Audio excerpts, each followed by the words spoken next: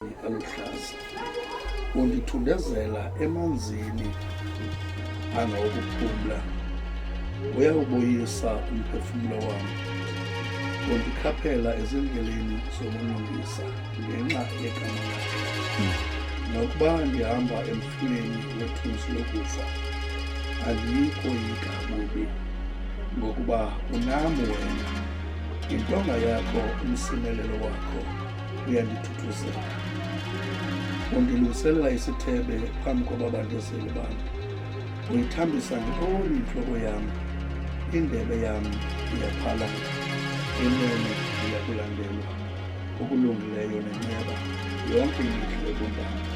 Ndihlale endlini kaYehova imihla emide. Amen. Hallelujah. UDavide wabona imfihlo ezalana kula mazwi. uDavide uma ethetha noYehova uvelelwa okanye utyhilekelwa ukuluswa kwakhe noYehova. Uyazibona izinto ebengumalusi, kodwa naphezu kwento zonke waluswa naye. Hallelujah. Uzibonile izinto adibene nazo okanye agangxeleke kuzo, wambona uThixo engalusi. Uma esima ethetha kulo mhobe okanye kule ndumiso, uthetha into ayaziyo, uthetha into ayibone kuyo, uthethe nesibindi sokubana akekho umntu ongamphikisa ngale nto, ngoba ile nto uyayazi. Umbonile uThixo ohamba nabantu, bonile uThixo olusa abantu, abantu besoluswa zinto zabo, kodwa yena wambona engumalusi kwizinto zonke. Wambona uThixo ethembeka kwizinto zonke, wambona uThixo elunga izinto zingalungi, kodwa wahleka uThixo elunga. Wathi kumaxesha apho izinto zingahambi kakuhle, kodwa watyhilekela ubana noba kwenzeka ntoni ndiyamazi engumalusi uThixo. Zingehla izinto, kwenyuke zingahambi kakuhle izinto, kodwa uThixo yena ungumalusi. Kwizinto zonke uthi ngowam umalusi. Akathethi ngomnye umntu, kodwa uthetha ngaye ngoba umbone kuye. Hallelujah. Unamazwi athi andisweli lutho. UYehova ngumalusi wam, andisweli lutho. Uyabona le nto isisimanga sokubana ungenanto, kodwa uthi ebantwini ndinento, akho nto ndiyiswelayo. Ngeli xesha ungenanto, abantu belindele into ebonakalayo, kodwa wena uyazi ukuthi ndinento. Uthi umhlabeleli, sinezinto zonke maye kuthi. Hallelujah. Sinezinto zonke. Abantu bajonga izinto ezibonakalayo, kodwa maye khona uyuve kwasami ukuthi ndinento zonke, andisweli lutho, ngoba kukhona yena. Izinto amakhona yena ziyagqithwa, izinto amakhona yena ziyaphelela. Ubomi ngeli xesha ububona ingathi buyakhekela, bungona ubomi bulungayo. Kuba namaxesha Nkosi yam apho izinto zingahambi kakuhle, kodwa noba kunjalo asisweli lutho. Uma kukhona yena sinezinto, sima ngesibindi, ngoba siyamazi, simbonile esihamba naye. Athethi ngomntu esithetha esimkhomba komnye umntu, kodwa uDavide umkhomba kuye. Nathi simamkele, sambone sibamba ngesandla sakhe esisindisa. Siyayazi impilo yokuluswa nguye, siyayazi impilo yokuba abe ngumalusi. Umiqhubeka ithi wenza ukuba ndibuthe emarhewini aluhlaza, undithuthezela emanzini angawokuphumla. Kuba khona amaxesha senditshile ubomi buhambi kakuhle bazalwane, apho izinto zisithundezela kwindlela yentshabalalo, kodwa yena uyasithundezela emanzini angawokuphumla. uThixo wethu uyasikhaphela. Uyabona akekho umuntu olilungisa onongenwa ngusathana abe ngusathana obenzisa ubulungisa. Wonke umuntu owenza into eright uthundezelwa nguThixo. uThixo olubangela uba athi yenza le nto irayithi. Bazalwana akekho umntu onathi umntu esokola athi usathana anceda loo mntu. Kodwa nguThixo oye Nkosi yam akuthundezela ubana uyambona umntwana wakho, uyambona usokola njani, mnceda. Uyabona kuba namaxesha abazalwane sicinge ngeengxaki zethu singabantu, kodwa uthi usacinga ngengxaki yakho uthi xa kubonise umntu onengxaki more than le ngxaki unayo, uthi ngoku sinengxaki bengekabi nangxaki, kodwa the way endibona ngakhona umntwana wakho apha unengxaki. Bazalwane kunabantu umzekelo abasesitratweni, abanye baphantsi kwebhulorho baphume ngesizathu komakwabo, baphume bengafuni umamela abanye baphume ngokungaphatheki kakuhle. Uyabona nxa umazi umntu bewuthi Nkosi yam lo mntu uyasokolisa, but kunento eyenziwa nguThixo. uThixo akakhathaliseki noba lo mntu wenze ntoni, kodwa mayisithi nceda lo mntu, never mind ukuthi abasuka khona wenze ntoni, uThixo mayikunika inhliziyo yonceda, help. Mayikunika inhliziyo yonceda, help.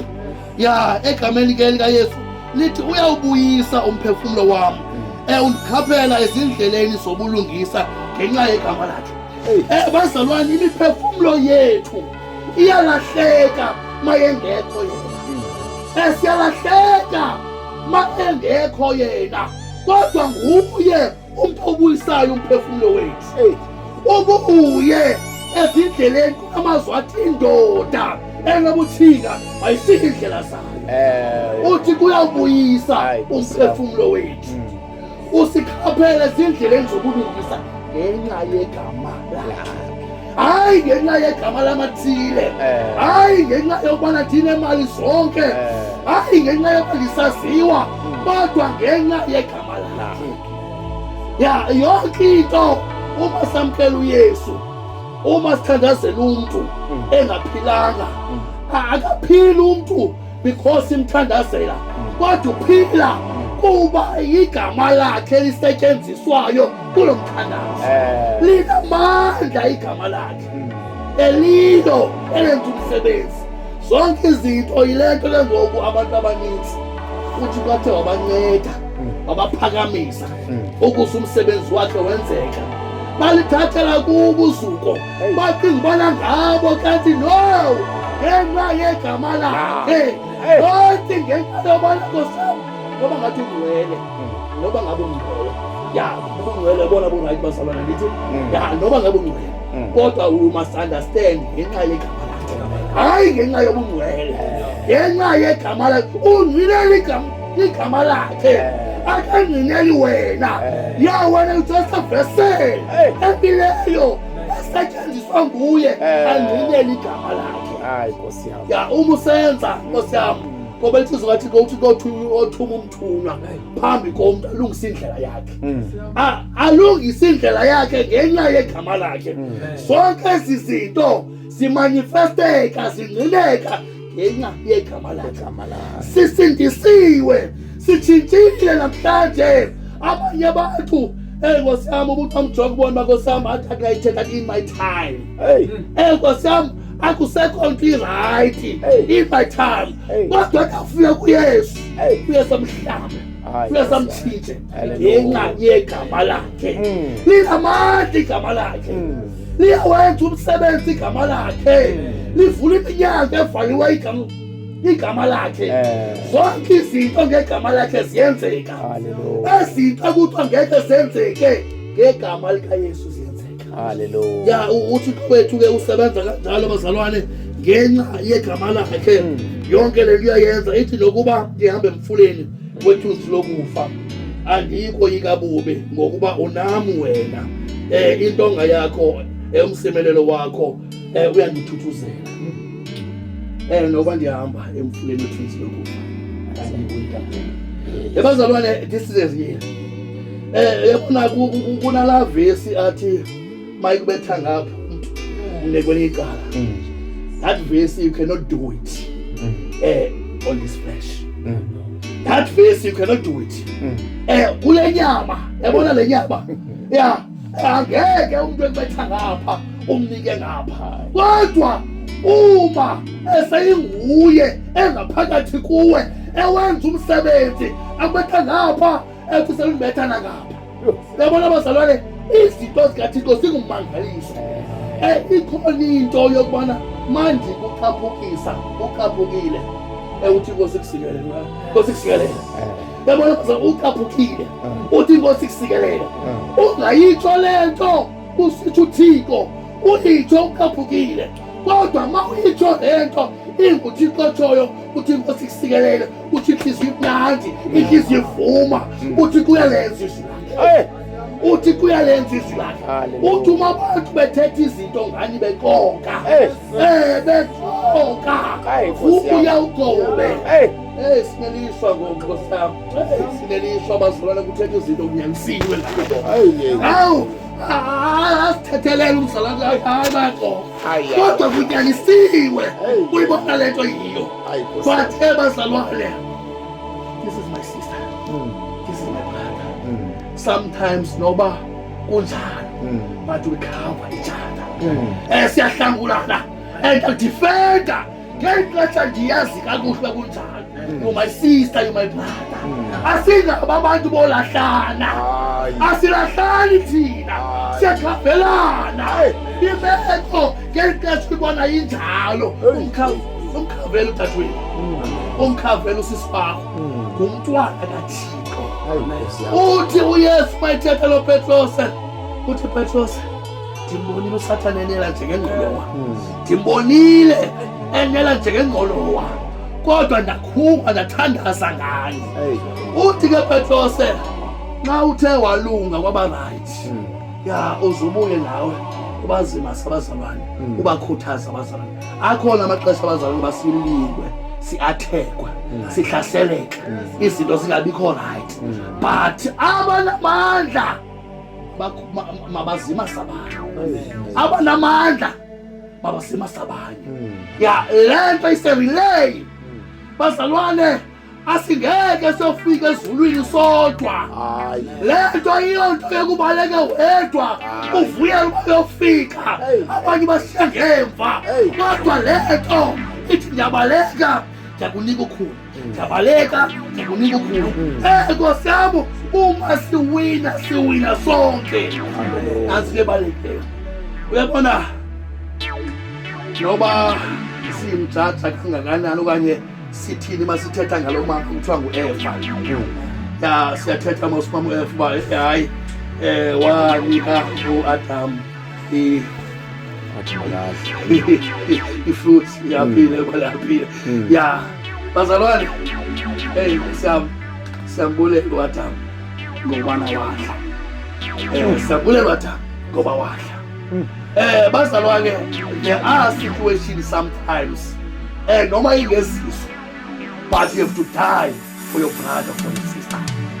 Mandiphinde bazalwane kukunezinto masizijongile ezinye izizo angeneza umsekelo anti lo mntwana wamthuma ngumntana uma umntwana ethe womosha okanye waphula into yomuntu amthumanga uma efika umuntu walanto ezofuna into yakhe emntaneni wakho wena ungamthumanga kunjalo because it's your child.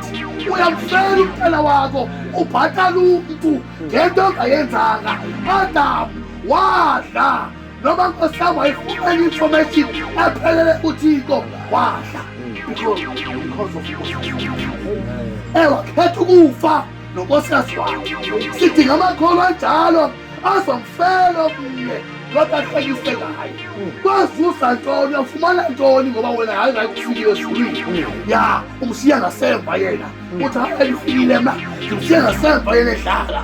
Intoni azoyifumana bazalwane? Intoni azoyifumana singamakholwa masohleka elikholwa lilimala? Singabantu bokhavelana singabantu bosithana emhlana usithi umntakwenu usithi udadewenu usithi umama wakho usithi utata wakho because wamso nguwe noma namhlanje ungathula uzibona unamandla nomandla kaThixo okunika zona ukuzinceda. Bazalwane, if sinemali asiyithethe inyaniso njengoba sisebenza sisebenza ifamily zethu kodwa Yes. but bazalwane sometimes although sisebenza ifamily zethu zikhona izinto ngosabo khona engiyazi mhlawumbe endlini bengiqhube so but isituation engibonayo ithi mandenze sengiqoqa phambili ngenye nkosikazi isigqibo sami nawe besisithi but ngibone kulesidingo umntwana wakho esengxakini umntwana kaThixo ndabona mama ndincede yazi bona ngokwesigqibo sethu besigqibe so kodwa ngoku isituation ithi akuthi makuthi uThixo ekuthatha osaba ngeke uThixo afake engxakini ngeke kwinto uThixo athe yenze ube sengxakini egameni likaYesu alapho kumazwi kaThixo athi undilungiselela isithebe phambi kwabanjezeli bam uthambisa ngentloko ngeoli intloko yam indebe yam yaphalayo. Bazalwane, uThixo wethu uyadlisa ngathi uyaqhayisa ngathi abantu abajonge ukuthi asizubenza asizuphumelela baye bathanda abebadanisa uThixo wethu kuba uthathe izinto abanye abantu abajongeke phansi abaphakamisa aba bajongeke phezulu abathoba uThixo wethu unjalo usilungisele isithebe phambi kwababanjezeli bakhona abantu abangababanjezeli bethu uThixo uyasilungiselela sibone ngamanye amaxesha izinto zilunga singayazi uba zilunge njani sibe siyazi uba lo mntu asifuni. Yabona kule msebenzi siphangela kuyo bakhona abantu inyaniso wasika ukuthi uba yabona ubani akafuni nawe yazi uba yabona ubani lona funi futhi ubani akavuye ngayo ukuthiwa uyayazi loo nto kule ndawo uba angawuvuya mawunothi ngomso ukuthiwe futhi usathane ngamsebenza ukhona but uThixo kosebenzise kwayena lo mntu obonayo ubona uluthapho lakho. Uyabona uThixo uThixo sisimanga bazalwane noma uma sijonga kulo mzalwane uDaniel the same person owafaka uDaniel owavuma ukuthi makafakwe eseleni senyama is the same person uThixo akazange amlayise. The person owafakwayo emngconyeni wengonyama walala kodwa the person owayemebulele zathi izinto lumebalelanga wahlala lumebulele akalala